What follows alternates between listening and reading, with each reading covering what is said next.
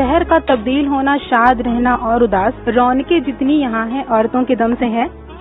सपने देखो, उन सपनों को पूरा करने के लिए बहुत बहुत मेहनत करो। अपने सपनों को आगे बढ़ाने के लिए मेहनत जरूर करें, लेकिन परिवार के साथ। लड़कियों को पढ़ाना बहुत जरूरी है। पेरेंट्स को अपनी बेटियों को ट्रस्ट करना चाहिए। एक चीज हटाना चाहूंगी, वो है बाल विवाह। दहेज में भीख दो पर बेटी मत दो। मैं कन्यादान को खत्म करना चाहूंगी। घरेलू हिंसा बहुत होती है। कानून बनाना सरकार का काम नहीं है, उनका क्रियान्वयन किस तरीके से हो रहा है ये भी जिम्मेदारी सरकार की ही है। आप एक बार उड़ने तो दीजिए।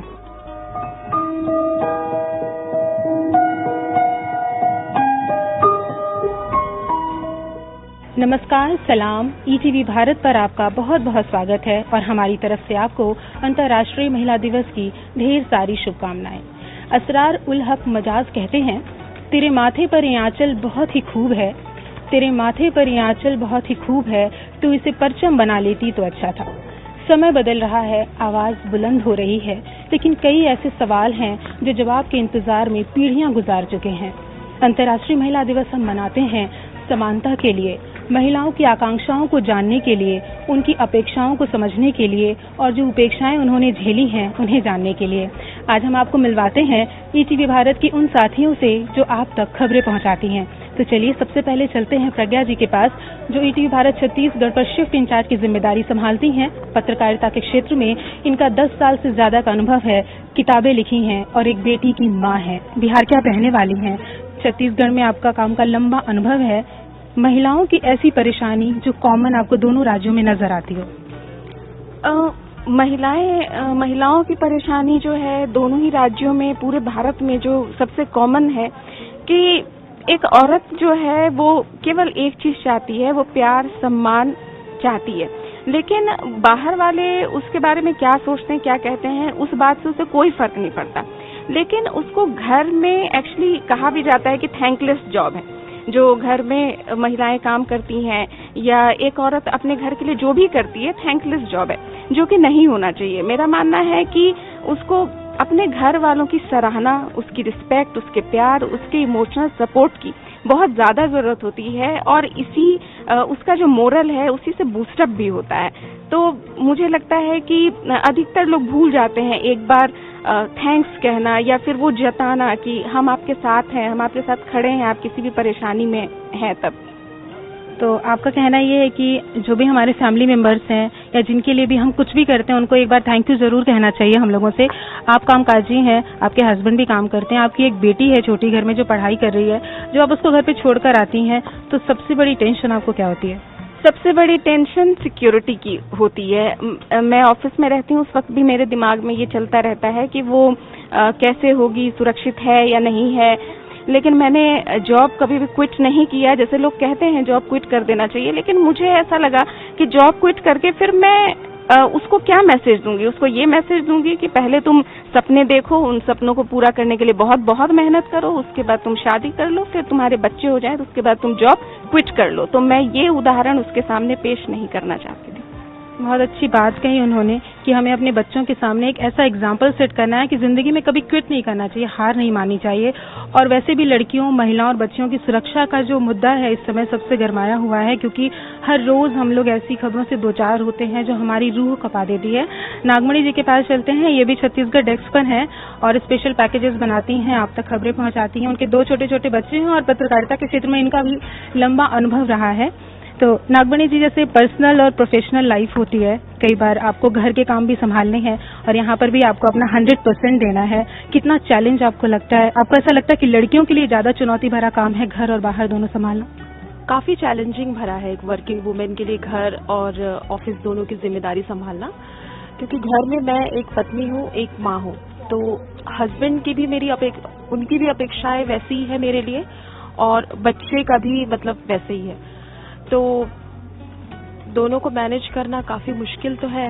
लेकिन अभी अगर हम लोग हाल फिलहाल का वक्त देखें तो काफी चेंज जो ये नजर आता है कि पहले पुरुष घर के काम करने में हिचकते थे, हाथ नहीं बटाते थे, वो काम भी करते थे तो उन्हें ऐसा लगता था किचन जो है वो औरतों की जिम्मेदारी है, पुरुष क्यों करे, खाना क्यों बनाए, कपड़े क्यों धोए या फिर बीमारी में उनका सिर क्यों सहलाए। आप में, आपके लाइफ में कुछ बदलाव या फिर आप ऐसी सोसाइटी में कुछ चेंज आपको नजर आता है? हाँ, बिल्कुल। अभी जब से मेरे घर में है, हमारे घर में मतलब मेरे हस्बैंड जो है वो, मैं मतलब मैं जब मेरी ए शिफ्ट रहती है और मैं घर जाती हूँ तो मेरे हस्बैंड मेरे लिए मतलब मुझे खाना बना हुआ मिलता है।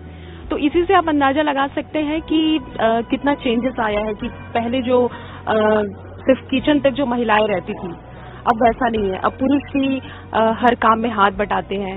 और सबसे ज्यादा बदलाव मैं एक अपना पर्सनल अपना शेयर करूंगी। जो जब मैंने 12th पास करके जब मैं कॉलेज गई थी तो मतलब मैं जॉब करना चाहती थी, लेकिन मेरे पापा हमेशा ये कहते थे कि बेटा आप रानी की तरह रहो, जॉब क्या करोगी। लेकिन आज मेरे पापा बड़े गर्व से कहते हैं कि मेरी बेटी जॉब करती है, न्यूज चैनल में है, अपने दोस्तों से बताते हैं। तो ये मुझे बहुत ही अच्छा लगता है। तो ये है समाज में बदलाव जो मैं अपने घर से ही देख रही हूँ। बहुत अच्छी बात है। अगर बदलाव घर से महसूस हो तो वो एक अलग तरह की ऊर्जा देता है और हिम्मत से भर देता है, खासतौर पर लड़कियों के लिए। और कहा भी जाता है कि अगर आप घर की एक लड़की को शिक्षित करते हैं तो आप समाज को शिक्षित करते हैं, क्योंकि लड़की घर के सभी सदस्यों को शिक्षा देती है, संस्कार देती है। और महिला माँ हमेशा परिवार की धुरी मानी जाती है। पंजाब से हमारी साथी हैं गीतिका, पंजाब की जिम्मेदारी संभाल रही हैं और काफी सालों से पंजाब के रहन सहन, समाज और उस पर उनकी नजर है। गीतिका, आपको क्या लगता है कि पंजाब में किस तरह के चैलेंजेस हैं? देखिए, पंजाब में महिलाओं की जो स्थिति है वो मतलब अगर हम पूरे भारत की बात करें तो कंपैरेटिवली काफ़ी अच्छी है।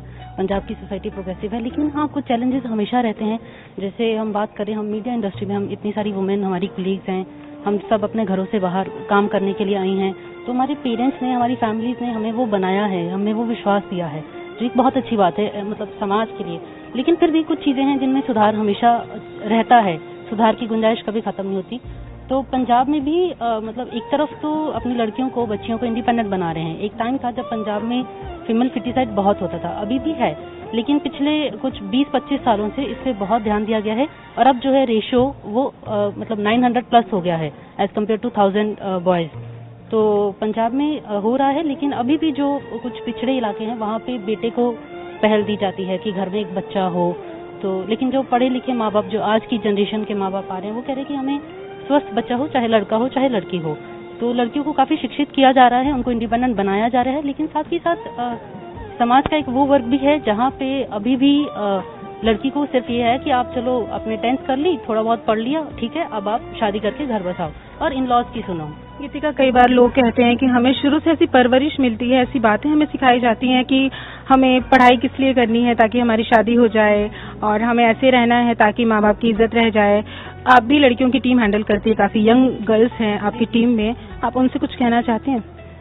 जी शिवांगी, मेरे डेस्क पे जितनी भी यंग लड़कियां आती हैं उनको मैं यही कहती समझाती हूँ, या यही कहती हूँ, या अभी भी मैं यही कहना चाहूंगी कि आपके पेरेंट्स ने आपको बहुत कॉन्फिडेंस के साथ घर से बाहर भेजा है, आपको अच्छी परवरिश दी है, आपको मतलब अगर हम अपने आसपास सोसाइटी में देखें तो काफी लोग हैं, काफी लड़कियां जो चाह के भी बहुत कुछ नहीं कर पाती हैं, but we all are lucky enough कि हमारे पेरेंट्स ने हमें भेजा है, हमें विश्वास है। तो एज गर्ल्स हमारी ड्यूटी यही बनती है कि हम उस विश्वास को कायम रखें, हम अपने पेरेंट्स के, अपनी फैमिली के विश्वास को बना के रखें। देखिए, जिंदगी में बहुत सी चीजें आती हैं, बहुत से इंसान को बहुत सी चीजें फैसिनेट करती हैं, लेकिन फैमिली सबसे इम्पोर्टेंट होती है।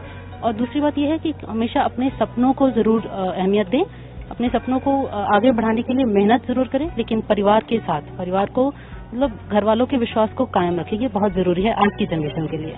मतलब घर का विश्वास भी हो, आपकी मेहनत भी हो, तो आपको मंजिल पाने से कोई रोक नहीं सकता। मुनीर नियाजी कहते हैं कि शहर का तब्दील होना, शाद रहना और उदास, रौनकें जितनी यहाँ हैं औरतों के दम से हैं। युवा शक्ति टीवी भारत में बहुत सारी लड़कियां युवा हैं, नई उम्मीद है, नई हिम्मत है, नए सपनों के साथ काम कर रही हैं। हमारे साथ लिपि हैं, छत्तीसगढ़ डेस्क पे काम करती हैं और छत्तीसगढ़ से ही बिलोंग करती हैं और स्टडी के साथ जॉब भी कर रही हैं। लिपि, छत्तीसगढ़ के साथ काम करते हुए, वहाँ पर रहते हुए, आपकी फैमिली में खुद वुमेन एम्पावरमेंट हमने बहुत ज्यादा देखा है, जैसे आप बताती रही हैं। आपको कौन सी समस्या सबसे ज्यादा नजर आती है और आपको क्या लगता है उस समाधान क्या निकल सकता है? छत्तीसगढ़ में इस टाइम पे तो सबसे बड़ी समस्या मैं ये बोलूंगी महिलाओं के साथ। पहली चीज तो ये कि जो बस्तर वाला एरिया है हमारा, वहाँ पे शिक्षित नहीं है महिलाएं अभी भी उतनी जितनी उनको होनी चाहिए।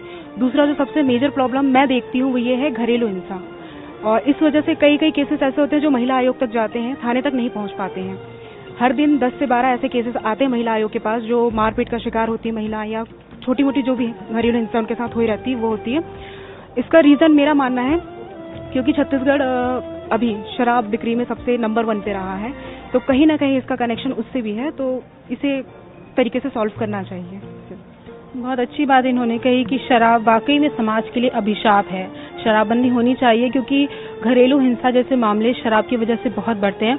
लिपि, कभी ऐसा लगा है लाइफ में कि लड़की हूं तो नहीं मिला, लड़का होती तो शायद ये मिल जाता? ऐसा तो कभी फील नहीं हुआ। बचपन से जिस तरीके से परवरिश मिली भैया और मेरी दोनों की, हम दोनों को हर चीज इक्वल मिला है। इवन मुझे उनसे बेटर मिला है, तो फैमिली ने तो कभी ये चीज फील नहीं होने दी। मतलब आप बहुत ब्लेस्ड हैं इस मामले में कि आपको इक्वालिटी घर पे ही मिली है। आप बाकी पेरेंट्स से जिनका ऐसा लगता है कि लड़कियों को पढ़ा के क्या होगा, उनकी तो शादी करनी है, कुछ मैसेज देना चाहेंगे? जी, जैसे मेरी फैमिली ने मुझ पे भरोसा किया और मुझे घर से इतने दूर भेजा, वैसे ही आप लोग को भी सिर्फ बच्चों को एजुकेट नहीं करना चाहिए, उन्हें एटलीस्ट एक बार बाहर निकलने का मौका दीजिए। क्या पता वो बहुत कुछ कर सके आगे बढ़ के, खुद को एक्सप्लोर करने का मौका मिलता है, कॉन्फिडेंस आता है। अकेले रहो तो बहुत कुछ सीखने का मौका मिलता है, जो मैंने यहाँ सीखा है। तो मैं यही बोलूंगी सबसे कि आप एक बार उड़ने तो दीजिए। बहुत अच्छी बात कही इन्होंने कि आप एक बार इन्हें उड़ने तो दीजिए। हमारे साथ बाकी डेस्क की भी लड़कियां मौजूद है। हंसू हैं, महाराष्ट्र डेस्क पर काम करती हैं। और हंसू, नागपुर से बिलोंग करते हो आप, 2 साल का आपका अनुभव है पत्रकारिता के क्षेत्र में। खबरों से जब रूबरू होती हो या फिर अपने आसपास आप जब देखते हो, तो कौन सी प्रॉब्लम आपको नजर आती है जो बिल्कुल जल्दी से जल्दी समाज से खत्म हो जानी चाहिए लड़कियों के लिए? मैम, लड़कियों को मतलब अभी लड़कियों को पढ़ाना बहुत जरूरी है। पढ़ाई के लिए अगर घर वाले लड़कियों को पढ़ाना चाहते हैं तो सबसे बड़ी प्रॉब्लम अभी ये है कि घर वालों को लड़कियां सेफ नहीं नजर आती है समाज में। तो ये समाज का दायित्व बनता है कि लड़कियों के लिए सेफ इन्वायरमेंट तैयार करे, ताकि घर वाले जो भी अपनी बेटियों को पढ़ाना चाहते हैं, बाहर भेजना चाहते हैं, वो अपनी बच्चियों को बाहर भेज सके, पढ़ा सके, उनको लाइफ में जो भी करना है उसके लिए उनको उतना उनका स्पेस भी दे सके। तो सुरक्षा ये बहुत जरूरी है अगर लड़कियां बाहर जाना चाहती है तो। एक और बहुत अच्छी बात हंसू, आप हमसे बातचीत के दौरान ये कह रही थी कि आपके यहाँ जब लड़कियों को पढ़ाते भी हैं ना, तो 12th करा देते हैं, ग्रेजुएशन करा देते हैं, वो भी सिर्फ इसलिए कि वो पढ़ लेंगी तो उनको सरकारी नौकरी करने वाला लड़का मिल जाएगा या अच्छा लड़का मिल जाएगा। हाँ मैम, क्योंकि मैं जिस एरिया से बिलोंग करती हूँ वहाँ पे मेरी कई सारे दोस्त हैं, सीनियर जूनियर्स ऐसे रहे हैं कि अगर मैं अभी गिनना चाहूँ तो मेरे को सिर्फ 4 या 5 लड़कियाँ ऐसी मिलेंगी जो जॉब करती या खुद के पैरों पे खड़ी है। वरना घर वालों का भी ये रहता है कि लड़कियों को मतलब 12वीं करा दो या ग्रेजुएशन पोस्ट ग्रेजुएशन करा दो, ताकि लड़का अच्छा मिल जाए, नौकरी करने वाला मिल जाए। बाकी लड़कियों का लाइफ में खुद का एम नहीं होता है कि मुझे कुछ करना है या मुझे अपने पैरों पे खड़ा होना है। तो लड़कियों को ये मानसिकता बदलने की जरूरत है कि हम किसी और पे डिपेंड क्यों रहे, या शादी करने मतलब पढ़ाई लिखाई अच्छी कर लो और लड़का अच्छा ढूंढ के सेटल हो। इससे अच्छा है कि वो खुद अपने पैरों पे खड़ी हो, तो वो बहुत कुछ कर सकती है लाइफ में।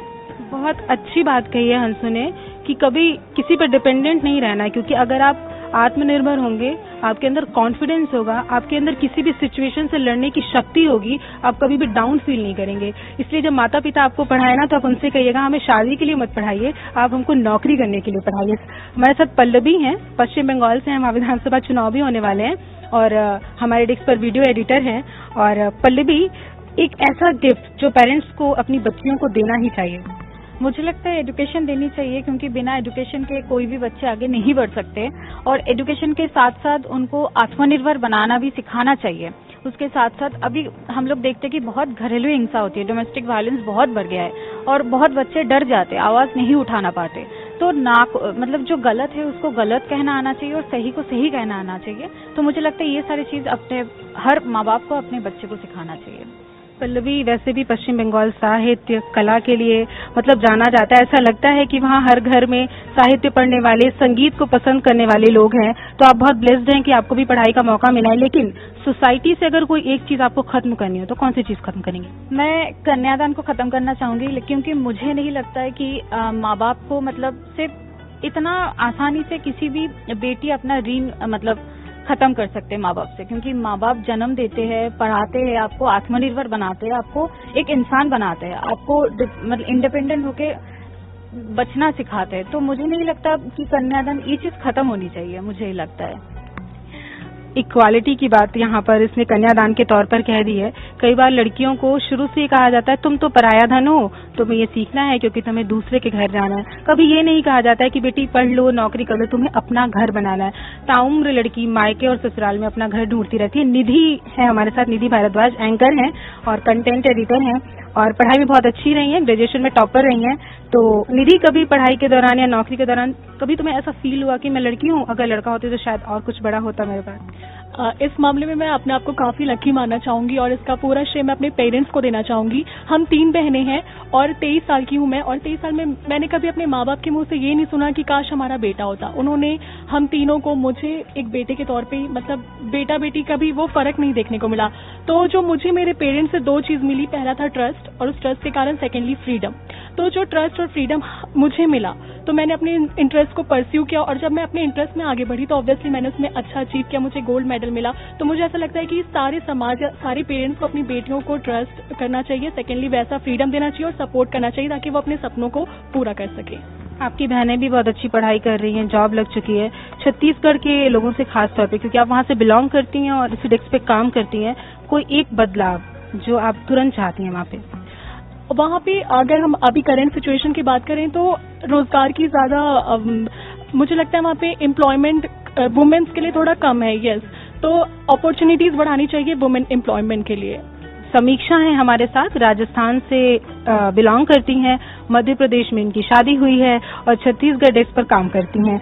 समीक्षा, और आपको पढ़ाई का माहौल घर में कैसा मिला और आपको फैसले लेने की आजादी थी? जी मैम, मैं इसके लिए अपने पेरेंट्स को बहुत ज़्यादा श्रेय देना चाहती हूँ कि उन्होंने मुझे कभी भी आगे बढ़ने से नहीं रोका। साथ ही अगर मैं कोई भी एजुकेशन किसी भी कोर्स के लिए उनको बोलती थी तो वो कभी मुझे पीछे हटने के लिए नहीं बोलते थे। उन्होंने मेरा हर चीज़ में सपोर्ट किया, एजुकेशन नहीं, हेल्थ इश्यूज़ या कुछ भी, जैसी भी जो मेरी इच्छाएं रही उन्होंने उसमें मेरा पूरा सपोर्ट किया। इस चीज़ के लिए मैं बहुत खुशनसीब मानती हूँ खुद को। राजस्थान से ताल्लुक है तुम्हारा समीक्षा, तुमने बचपन से बड़े होने तक बहुत करीब से वहाँ की सोसाइटी को देखा है। कोई एक चीज जो तुम्हें तुरंत ऐसा लगता है कि नहीं होना चाहिए, बदल देना चाहिए? जी मैम, मैं वहाँ से केवल एक चीज़ हटाना चाहूँगी, वो है बाल विवाह। क्योंकि वहाँ पर ऐसे बहुत सारे छोटे छोटे गांव हैं जहाँ पर अभी तक भी जिनकी उम्र पूरी नहीं होती, 18 साल से भी कम उम्र वाली लड़कियों का वहाँ बाल विवाह करवा दिया जाता है। उनमें इतनी समझ नहीं होती कि शादी से मतलब, उनको ये नहीं पता होता कि शादी होती क्या है, एक्चुअल में शादी होती क्या है। उनको इस चीज़ के बारे में कुछ नहीं पता होता है। उनकी खेलने कूदने की उम्र में उनकी शादी करवा दी जाती है, जिससे उनकी हेल्थ पे भी बहुत ज़्यादा प्रॉब्लम होती है। और मैं इस चीज़ को वहाँ के गांव के लोगों को सबको समझाना चाहूँगी इस चीज़ के माध्यम से कि प्लीज़ उन्हें पढ़ने दीजिए, उन्हें अपने इच्छाओं, अपने सपनों को पूरा करने दीजिए ताकि वो आगे बढ़ें, ताकि वो अपने माँ बाप का नहीं, अपने स्टेट का, अपने पूरे भारत का नाम रोशन करें। बहुत अच्छी बात कही है समीक्षा ने। लड़कियों की शादी की उम्र 18 साल निर्धारित है और सरकार विचार कर रही है कि उनकी शादी की उम्र को बढ़ा देना चाहिए। लड़कों की 21 साल है। बाल विवाह जैसी कुप्रथा आज भी हमारे समाज में है। प्रशासन कोशिश करता है रुकवाने की, लेकिन परिवार वेट करते कि कब लड़की 18 साल की हो जाए, उसके हाथ पीले कर दिए जाएं। उसकी शारीरिक, मानसिक, इवन उसकी आर्थिक स्थिति पर भी बहुत फर्क पड़ता है इससे। तो बहुत अच्छा मैसेज दिया समीक्षा ने कि छोटी उम्र में लड़कियों की शादी न करें। जब वो शारीरिक और मानसिक तौर पर मजबूत हो जाए, अपने को संभाल पाए, तब तो वो परिवार को संभाल पाएगी। निकिता है हमारे साथ, कोऑर्डिनेशन का काम देखती हैं, अभी भी वो फोन पर बिजी हैं। निकिता, दुर्ग से हो, कभी आसपास की महिलाओं का स्ट्रगल देखा है? किस तरह का स्ट्रगल देखा है? हाँ मैम, बिल्कुल स्ट्रगल देखा है। सिर्फ दुर्ग का ही नहीं, आसपास काफ़ी महिलाओं का देखा है। जैसे मैं बात करूँ कि महिलाएं आज भी झिझकती हैं अपनी बात को लेकर। आज भी बाहर निकलने के लिए वो अपने घर परिवार और अपने जो मेल मेंबर्स होते हैं उनसे पूछती हैं, जबकि ये नहीं होना चाहिए। आई थिंक फीमेल्स अगर राइट टू वोट है तो उनका एक राइट टू कि वो बाहर भी निकल सके। और साथ ही मतलब उनके लिए एक बहुत बड़ा चैलेंज होता है कहीं भी जॉब करना, चाहे वो किसी भी सेक्टर में। अगर मैं वो प्राइवेट बोलूँ, गवर्नमेंट बोलूँ, गवर्नमेंट में भी महिलाओं को बहुत दिक्कत होती है। वहाँ पे भी उनके ऊपर में कोई मेल अगर बैठा होता है तो वहाँ पे भी उनको प्रेशर होता है काम का। बच्चों के हिसाब से भी वो देखती हैं, क्योंकि उनको घर भी संभालना होता है। एक घर के लिए एक महिला सबसे ज़रूरी होती है, वो हर तरीके से संभालती है। तो एक बहुत बड़ा चैलेंज होता है हर महिला के लिए, हर पड़ाव में, बल्कि ना कि वो बड़े उम्र में। एक छोटी सी उम्र से लेकर बड़ी महिलाएं जो रहती हैं वो हर तरीके से वो अपने प्रॉब्लम्स को फेस करती आप बातचीत में मुझसे कह रही थी कि कई बार ऐसा होता था कि लड़कियों के लिए प्रोफेशन भी डिसाइड होता था कि मॉडल नहीं बनोगी, हीरोइन नहीं बनोगी, डांस नहीं करोगी, टीचर बन सकती हो, डॉक्टर बन सकती हो। हाँ बिल्कुल मैम, जब मैं मीडिया के लिए जब शुरू करी थी तो मुझे लगा था, मेरे घर पे भी ये क्वेश्चन उठा था कि लड़की है मीडिया में कैसे जाएगी, कैसा होगा।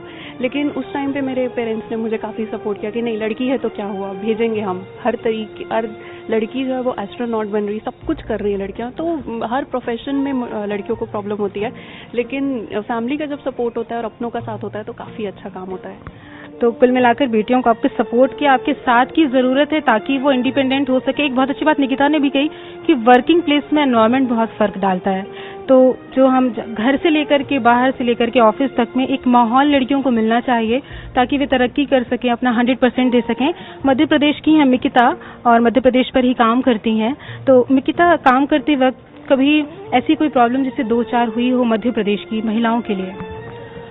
मैम, काम करते वक्त तो ऐसा मुझे नहीं लगा, पर काम पर जाते वक्त हमेशा ये फेस किया है। जब भी मैं सिटी बस में होती हूँ या ट्रैवल करती हूँ तो वहाँ पर लड़कियों के लिए मतलब मुझे ये फील नहीं होता कि वो सेफ है, क्योंकि कोई भी हमको किस नज़रिए से देख रहा है हमको समझ नहीं आता है। पर लड़कियों का एक सिक्स सेंस होता है, वो समझ जाती हैं कि लड़का उनको किस नज़रिए से, लड़का ही नहीं, अंकल हो गए, कोई बुजुर्ग हैं, पर वो चीज़ मैंने फील की है। हम सिटी बस में जा रही, भीड़ होती है, लड़के हमको कहीं भी टच कर लेते हैं, हम उस टाइम कुछ कर नहीं सकते हैं, बस हम सहम कर रह जाएंगे, क्योंकि हमको ये डर होता है कि अगर हमने कुछ किया तो कुछ आगे हमको परेशान कर सकता है लड़का, कुछ भी और हमारे साथ गलत हो सकता है।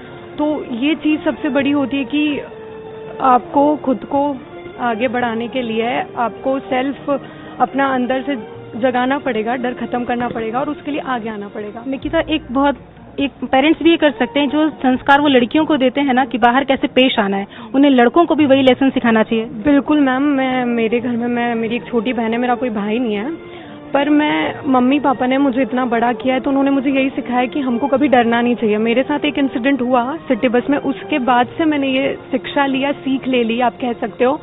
उसके बाद से कभी ऐसा नहीं हुआ। अगर मेरे साथ होता या मैं किसी के साथ होते देखती भी थी वो चीज़, तो मैं उसको रोकने की कोशिश करती थी कि नहीं, ये गलत हो रहा है, हमको आवाज़ उठानी चाहिए और हर लड़की को ये आवाज़ उठानी चाहिए। उसके साथ अगर कुछ गलत होता है, कहीं भी, घर में हो, बाहर हो, स्कूल कॉलेज कहीं भी, तो उसको आगे आना चाहिए, डरना नहीं चाहिए, बिना डरे अपनी बात सबके सामने रखनी चाहिए। बदनामी का डर दूसरी चीज है, पर से बड़ा नहीं होता। हाँ, इसीलिए उसको आगे आकर अपनी बात कहनी चाहिए और उसकी सुरक्षा, उसका आत्मसम्मान सबसे पहले आता है। बहुत अच्छी चीज कही है मिकिता ने। एक मैसेज है आपके लिए कि जब भी आपको कोई लड़का छेड़ता है, परेशान करता है ना, तो आप इस चीज से न डरें कि आपकी बदनामी होगी। आपने कुछ गलत नहीं किया है, वो लड़का गलत कर रहा है जो आपकी इज्जत पर हाथ डालना चाहता है, आपके आत्मसम्मान से खेलना चाहता है, आपको परेशान करना चाहता है, मानसिक तौर पर भी और शारीरिक तौर पर भी। जब भी ऐसा कभी आपको लगे, पुलिस है, प्रशासन है, तमाम तरह की संस्थाएं खुली हुई हैं, कभी मत डरिए, अपनी आवाज उठाइए। अगर आप अपने लिए नहीं लड़ेंगी तो कोई आपके लिए नहीं लड़ेगा।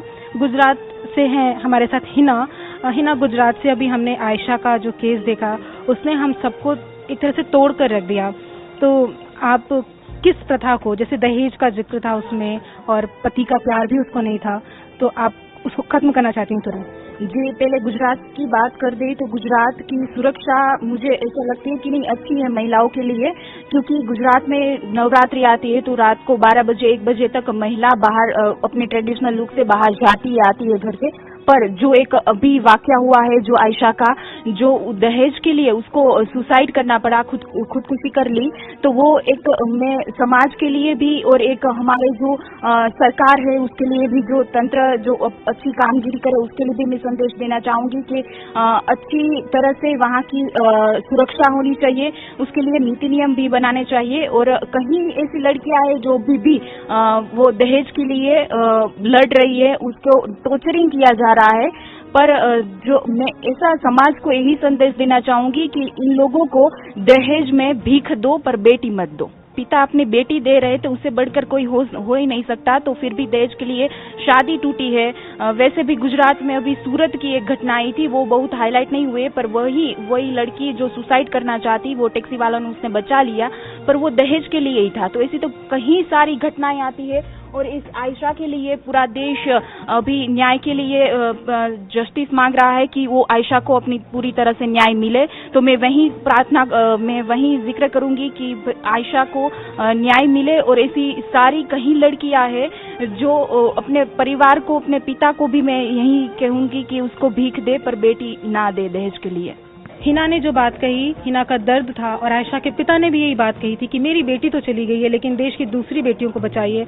हमारे आसपास बहुत सी ऐसी आयशा हैं जो दहेज के लिए, डोमेस्टिक वायलेंस का शिकार होती हैं। पिता अपनी बेटी को पढ़ाने से डरता है, बाहर भेजने से डरता है। हमने कैसा समाज अपनी बहन बेटियों को दिया है। अमन हमारे साथ हैं, झारखंड की रहने वाली हैं, अभी उनकी शादी हुई है, कामकाजी लड़की हैं और झारखंड की खबरों से दो चार होती रहती हैं। काम करते समय झारखंड के लिए, वहाँ रहते समय अमन, ऐसी कौन सी समस्या तुमने सबसे ज्यादा देखी? क्योंकि आप झारखंड नया राज्य बना है, स्वास्थ्य, शिक्षा, इसके अलावा अगर कोई समस्या आपकी नजर में हो तो शेयर करें। एक मामला है जो मुझे लगता है कि झारखंड से जल्द खत्म हो सके, क्योंकि झारखंड में डाइन बिसाही का मामला जो है वो बहुत ज्यादा ही तुल पकड़ता जा रहा है। दिन प्रतिदिन क्या हो रहा है कि वहाँ के लोग क्या करते हैं कि महिलाओं पर अगर किसी से आपकी दुश्मनी हो रही है या फिर कोई बैर है तो वहाँ क्या करते हैं कि वहाँ की महिलाओं पर आरोप लगा करके और उसे डाइन बिसाही के आरोप में उसकी हत्या कर दी जाती है। तो मुझे ये लगता है कि ये केसेस जो है वो झारखंड में सबसे ज्यादा हाईलाइटेड हैं। और अगर सुरक्षा की बात की जाए तो वहाँ पर सुरक्षा को लेकर के भी झारखंड में उतनी सजगता नहीं देखी जा रही है, क्योंकि आए दिन वहाँ रेप के केसेस आते रहते हैं, वहाँ डोमेस्टिक वायलेंस के भी केस आते रहते हैं। तो मैं ये चाहती हूँ कि जो चीजें अभी हो रही हैं झारखंड में, अगर सरकार इस पे अगर गौर करे तो मे भी हो सके कि महिलाओं को इससे सुरक्षा भी मिल सके और वो फ्रीडम से रह सके और वो बाहर घूम सके। अमन, अभी आपने वैवाहिक जीवन में अपना कदम रखा है, पर्सनल और प्रोफेशनल लाइफ में तालमेल बिठाते समय कैसे चैलेंज अब आपके सामने आते हैं? पहले कैसा था और किस तरह के चेंजेस अब आपको नजर आते हैं? अगर मैम शादी के बाद की बात की जाए या उससे पहले की बात की जाए तो मुझे ज्यादा फर्क नजर नहीं आया, क्योंकि मेरे अगर ससुराल की बात की जाए या फिर मेरे मायके की बात की जाए तो मुझे दोनों जगह बराबर फ्रीडम दी गई है। चाहे कई जगह अभी भी ऐसा होता है कि झारखंड में महिलाओं को अगर काम करने दिया भी जाता है तो उनसे ये कहा जाता है कि आप या तो सूट पहन करके बाहर निकलो या फिर साड़ी कैरी करके बाहर निकलो। लेकिन ये फ्रीडम मुझे दिया गया है क्योंकि आप आजादी से जियो, आप जो पहन करके जाना चाहते हो वो जाओ। और मुझे ज्यादा फासला नजर नहीं आया, क्योंकि मैं अभी भी काम करती हूँ तो मेरे हस्बैंड जो है वो मेरा हाथ बटाते हैं, तो मुझे ज्यादा फर्क देखने को नहीं मिला शादी के बाद भी। तो इन मामलों के बीच में उम्मीद की किरण भी नजर आती है कि लोगों की मानसिकता बदल रही है, पुरुषों की मानसिकता बदल रही है। वो अब पति पत्नी से बढ़कर अपने आप को एक दूसरे का पार्टनर समझते हैं। शिवाली हमारे साथ हैं, मध्य प्रदेश की है और मध्य प्रदेश के लिए काम करती हैं, एंकर हैं। शिवाली, मध्य प्रदेश के लिए काम करते समय, वहाँ रहते समय ऐसी कौन से रीति रिवाज या प्रथा तुम्हें अभिशाप लगती है समाज के लिए? बिल्कुल मैम, मैं कहना चाहूंगी कि किसी भी सभ्य समाज, ऐसा कहा जाता है हमारे समाज में कि किसी भी सभ्य समाज की पहचान वहाँ की महिलाओं की स्थिति से पहचानी जा सकती है या वहाँ की महिलाओं की स्थिति से होती है। अगर मध्य प्रदेश की बात करें तो मध्य प्रदेश को शांति का टापू कहा जाता है, लेकिन अब वो शांति का टापू धीरे धीरे महिला विरोधी अपराधों का गढ़ बन चुका है, इसमें कोई दो राहें नहीं है। अगर मैं कुछ आंकड़ों की बात करूं तो मध्य प्रदेश में लगातार ऐसे महिला विरोधी अपराध हो रहे हैं जिसमें प्रतिदिन 137 महिलाओं के साथ कोई ना कोई अपराध हुआ है और ये ऑन रिकॉर्ड मामले हैं। ऐसे कितने ही मामले होते हैं जो सामने भी नहीं आते। घरेलू हिंसा की बात की जाए तो रोज 55% महिलाएं एमपी में घरेलू हिंसा का शिकार होती हैं। डेली 13 से 16 मामले दुष्कर्म के मध्य प्रदेश में सामने आ रहे। तो ये बेहद शर्मनाक और डरावने आंकड़े हैं जो हम सबके सामने आ रहे हैं। तो मध्य प्रदेश में महिलाओं की स्थिति मुझे नहीं लगता कि बहुत बेहतर भी हम कह सकते हैं। यानी सरकार को बहुत ज्यादा सुरक्षा पर और समानता पर ध्यान देने की जरूरत है। कोई ऐसी चीज मध्य प्रदेश के समाज की जो आपको ऐसा लगता है कि तुरंत बदल लेनी चाहिए? बिल्कुल मैम, देखिए सरकार ने कानून बना दिए, पेपरों में सारी चीजें हो गई, बट रियलिटी में उनका क्या एग्जीक्यूशन कैसा है इससे किसी को कोई फर्क नहीं पड़ता है ना, क्योंकि फास्ट ट्रैक कोर्ट बनाए गए दुष्कर्म के मामलों के लिए, लेकिन हम भी जानते हैं कि कितने जल्दी महिलाओं को न्याय मिलता है, ये सबके सामने है। तो सिर्फ कानून बनाना सरकार का काम नहीं है, उनका क्रियान्वयन किस तरीके से हो रहा है ये भी जिम्मेदारी सरकार की ही है। और सबसे ज़रूरी बात मैम ये कि मानसिकता मध्य प्रदेश में भी लोगों को बहुत ज़्यादा बदलने की ज़रूरत है, क्योंकि महिलाओं को ये जानना कि अब महिला ही अपने आप में एक ऐसा शब्द बन गया, अरे महिला है, लड़की है ना। समाज में, रिश्तेदारों में तो हमेशा ये होता है लड़की है क्या करेगी, लड़का होता तो आगे वंश चलता, या जो भी ये आज भी है। तो इस बात से नकारा नहीं जा सकता कि महिलाओं की स्थिति। शिवाली ने अपराधों पर बात की है, तो मुझे हमीदा शाहीन की कुछ पंक्तियां पढ़ रही हूं मैं कि कौन बदन से आगे देखे औरत को, कौन बदन से आगे देखे औरत को, सबकी आंखें गिरवी हैं इस नगरी में। बलात्कार, हिंसा और ऐसे मामले हमें सोचने पर विवश कर देते हैं कि क्या कोई दूसरी नजर नहीं है हमारे समाज के पास। श्रेया है, गुजरात के लिए काम करती हैं। श्रेया, जैसे कि हिना ने बताया दहेज प्रथा है वहाँ पर, हालांकि सिक्योरिटी का जिक्र किया कि गुजरात में अच्छी है, तो क्या तुम्हें ऐसा लगता है, आपको ऐसा लगता है कि शराबबंदी वहाँ पर है, अल्कोहल नहीं पी सकते हैं, शराब का सेवन नहीं कर सकते, इसलिए महिलाओं के खिलाफ अपराध कम है? अगर हम बंदी की ही बात करें कि शराब बंदी की वजह से अगर हम सोच रहे हैं कि अपराध कम होंगे, तो वैसे तो सारे मतलब महिलाओं के खिलाफ जो कुछ भी हो रहा है उस पे भी बंदी है, फिर भी हो तो वही रहा है। तो और हम मानते हैं ना कि जिस चीज़ पे बंदी होती है वही चीज़ वहाँ पे ज़्यादा होती है, तो लोग छुप छुप के भी पीते हैं और वो चीज़ बाहर भी आती है। तो इसके कारण घरेलू हिंसा बहुत होती है कि शराब पीता है इंसान और बाहर नहीं निकल सकता क्योंकि बंदी है, तो उसका फ्रस्ट्रेशन या शराब पीकर जो कुछ भी वो हाँ, तो वो घर पे पहला इंसान अवेलेबल होता है जो उसकी वाइफ होती है या उसकी बेटी या बहन होती है, तो उस पे निकालता है। तो मतलब शराब बंदी है तो उसका भी एक अपोजिट रिएक्शन आता है विमेन पे। तो बहुत अच्छी बात की है श्रेया की शराब बंदी है, छुप के पीते हैं, इसलिए डोमेस्टिक वायलेंस बहुत अच्छा एंगल दिया है आपने। और एक सवाल जो मैं अब ये आपके लिए पढ़ रही हूँ कि आप हम लोग को भी देख रही हैं, आपने अपनी मम्मी को घर में देखा है, आपने अपनी दादी को देखा है, बुआ को, चाची को देखा है, आप अपनी जनरेशन देख रही हैं, आपको माइंडसेट चेंज हुआ ऐसा लगता है लोगों का? जी, मेरी माँ टीचर है और पिछले 35 सालों से काम करती है, और आज मैं यहाँ हूँ या मैं दूसरे लोगों से बढ़ के सोच सकती हूँ, इसका पूरा श्रेय मैं मेरी माँ को देना चाहूँगी, क्योंकि मेरी माँ ने कभी मुझे रोका नहीं है या फिर कभी मुझे सवाल तक नहीं किए। मैं स्कूल से ही मतलब मुझे लिखना पढ़ना पसंद था, तो अगर बाहर कोई कंपटीशन है या बाहर कोई डिबेट पे जाना है तो कैसा होता था कि मेरे साथ जो थे वो कि अच्छा दूर इतने शहर में जाकर तुम सिर्फ एक कंपटीशन के लिए बाहर जाओगी, या यहाँ भी कि अच्छा इतने दूर शहर गुजरात से हैदराबाद तक तुम नौकरी करने जाओगी, तो ये कभी मुझे आया ही नहीं है। तो मेरी माँ है जिसने मुझे ये सोच दी है, और मतलब मैं बहुत प्राउड फील उनकी वजह से हूँ। उन्होंने मुझे सिखाया है इंडिपेंडेंट रहना, उन्होंने मुझे सिखाया है समाज की परवाह ना करना, कि हमें आगे बढ़ना है तो हमें खुद ही करना पड़ेगा, कोई हमें सपोर्ट करने नहीं आएगा। तो महिला अगर शिक्षित होती है तो घर कैसे शिक्षित होता है? श्रेया इसका एग्जाम्पल है। इनकी मम्मी पढ़ी लिखी हैं, टीचर हैं, और अपनी बेटी को उन्होंने इस काबिल बनाया है कि वो आज ये खुल के कह पा रही है कि मुझे फर्क नहीं पड़ता लोग क्या सोचते हैं, मुझे क्या बनना है इससे फर्क पड़ता है। अर्चना हमारे साथ हैं, हिमाचल प्रदेश से हैं और हमारे साथ काम करी, 2 साल का अनुभव है इनका। अर्चना, हिमाचल में जैसे अभी हम बाकी स्टेट से पूछते आए हैं, आपको क्या लगता है कोई डिफरेंट प्रॉब्लम नजर आती है या सेम?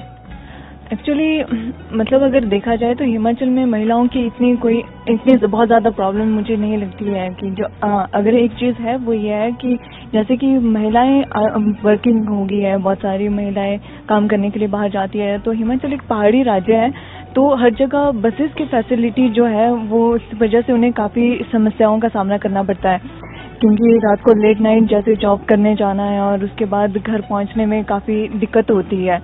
तो फिर मुझे लगता है कि हाँ, अगर बसेस की फैसिलिटी गवर्नमेंट की ओर से उन्हें मिले तो ये इस समस्या का समाधान हो सकता है। अर्चना, कभी आपने अपने आसपास लड़कियों को देखकर ऐसा फील किया या खुद कभी ऐसा फील किया कि ये लड़की हैं तो शायद इन्हें वो चीज़ हासिल नहीं हो पाई, लड़का होते तो शायद इनको मिल जाता? नहीं, एक्चुअली शायद मैंने अपनी सोसाइटी में अपने आसपास काफ़ी चेंज लोगों में देखा है। इनफैक्ट सबसे पहले अगर मैं अपनी फैमिली की बात करूं तो अगर मैं अपने ग्रैंडफादर और मदर की बात करूं, मेरे जो दादा दादी थे तो मतलब वो एजुकेटेड नहीं थे, पर उसके बावजूद भी उनकी जो सोच थी वो मतलब बहुत ज़्यादा खुले विचारों वाली थी। तो मेरे घर से कभी भी ऐसे किसी भी चीज़ को लेकर कोई रोक टोक नहीं रही। हाँ, मेरे मदर हाउसवाइफ है, पर कभी भी मतलब हमेशा इंडिपेंडेंट हम लोग रहे हैं कि इनफैक्ट मतलब हमारी फैमिली में, गांव में तो इस तरह से लड़की की एजुकेशन को लेकर मतलब लोग जो है कि बहुत ज़्यादा अवेयर हो गए हैं कि उन्हें आगे लेकर जाना है, उनकी पढ़ाई की तरफ ज़्यादा ध्यान दे रहे हैं। तो कुल मिलाकर कहना चाहती हैं अर्चना कि be you and be bold. Pragya ji कुछ संदेश देना चाहती हैं, कुछ अपील करना चाहती हैं, हम उनके पास चलते हैं। मैं सभी लड़कियों से या महिलाओं से ये कहना चाहती हूँ कि जिस तरह से अभी बात उठी थी आयशा नदीम खान के आत्महत्या की, हो सकता है उनके जीवन में बहुत ज्यादा दुख हो, हमारे जीवन में भी सुख दुख आते हैं, आपके जीवन में भी आ रहे होंगे, लेकिन अपनी जिंदगी को कभी भी किसी के लिए भी प्लीज खत्म मत कीजिए। कभी भी जिस इंसान को आपकी कद्र नहीं है उसके लिए मरने के बजाय उनके लिए जिए जिनको आपकी कद्र है। लाइफ बहुत खूबसूरत है, जिस दिन हर कोई आपके खिलाफ हो जाए उस दिन भी जिए और अच्छा कीजिए, अच्छे इंसान बनिए और बाकी लोगों को उनके कर्मों पर छोड़ दीजिए। तो अपनी जिंदगी को खत्म नहीं करना है, क्योंकि एक बार लाइफ मिलती है, उसको जितने अच्छे तरीके से हो सके जीना चाहिए। शकील जमाली लिखते हैं और उन्हीं की पंक्तियों के साथ मैं अपनी बात को खत्म करना चाहूंगी। शकील जमाली लिखते हैं, अभी रोशन हुआ जाता है रास्ता, अभी रोशन हुआ जाता है रास्ता, वो देखो एक औरत आ रही है। हम उम्मीद करते हैं कि हर राह पर, हर मंजिल पर हमें महिलाएं मिलें, भारत का तिरंगा उठाए, कभी अपना सम्मान उठाए, कभी अपनी सुरक्षा उठाए, मुस्कुराती हुई लड़कियां मिलें। एक बार फिर हमारी तरफ से आपको अंतर्राष्ट्रीय महिला दिवस की ढेर सारी शुभकामनाएं। देश दुनिया के अपडेट्स के लिए बने रहिए ईटीवी भारत के साथ। नमस्कार।